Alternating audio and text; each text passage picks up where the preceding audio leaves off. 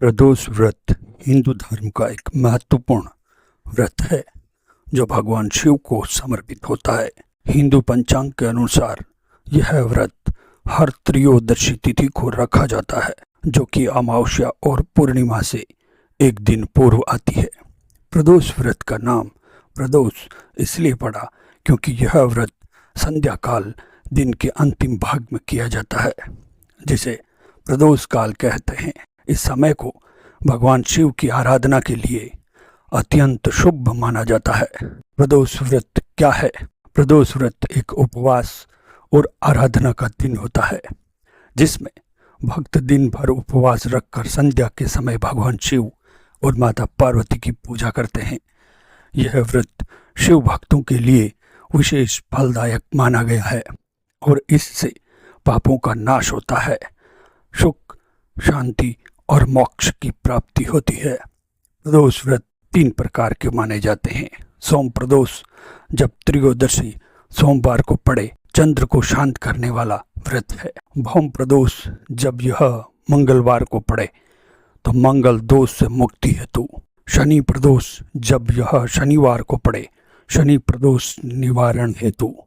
पूजा विधि संक्षेप में: उपवास रखें, जल या फल आहार करें, संध्या के समय स्नान करके स्वच्छ वस्त्र धारण करें, शिवलिंग का दीप धूप नैवेद्य अर्पित करें, ओम नमो शिवाय का जाप करें और शिव चालीसा पढ़ें, व्रत कथा सुनें और आरती करें।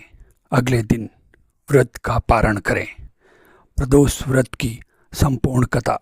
पुराने समय की बात है। एक नगर में एक वृद्ध ब्राह्मण रहते थे। वह अत्यंत धार्मिक, सत्यवादी और शिव भक्त थे। दुर्भाग्यवश उनके पुत्र की मृत्यु हो गई। इस गहरे शोक से व्यतीत होकर वह तीर्थ यात्रा पर निकल पड़े और अंततः काशी पहुँचे। काशी में उन्होंने भगवान शिव के दर्शन किए और एक संत से कहा, मैं अपने पुत्र को फिर से पाना चाहता हूँ, कृपया कोई उपाय बताइए। उस संत ने कहा, हे ब्राह्मण, आप प्रदोष व्रत करें और भगवान शिव की आराधना करें। यदि आपकी श्रद्धा सच्ची होगी तो शिव कृपा से आप अपने पुत्र को फिर से प्राप्त कर सकते हैं। वृद्ध ब्राह्मण ने उस दिन से प्रदोष व्रत आरंभ कर दिया। उन्होंने लगातार 11 प्रदोष व्रत किए।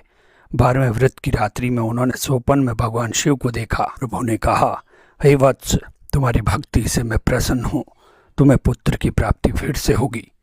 अगली ही सुबह जब ब्राह्मण जागे, उन्होंने देखा कि उनका पुत्र जीवित अवस्था में उनके सामने खड़ा है। वह पूर्ण स्वस्थ और प्रसन्न था। यह चमत्कार देखकर नगरवासी दंग रह गए और सभी ने भगवान शिव की महिमा को स्वीकार किया।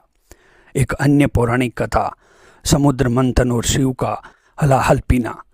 जब देवता और असुरों ने समुद्र मंथन किया, तब सबसे पहले कालकूट नामक भयानक विष हलाहल निकला।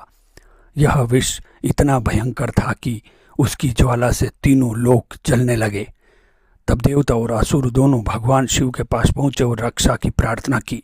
शिव जी ने त्रिलोकी की रक्षा हेतु ये भयंकर विष प्रदोष काल में अपने कंठ में धारण किया। तभी से शिव का एक नाम नीलकंठ पड़ा। शिव जी ने इस त्याग और बलिदान के कारण त्रयोदशी का वह समय अत्यंत शुभ और पुण्यदायी हो गया और तभी से प्रदोष व्रत आरंभ हुआ। फल और महत्व: इस व्रत को करने से कष्ट, रोग, शोक और दरिद्रता समाप्त होती है। ये व्रत मोक्षदायक माना गया है।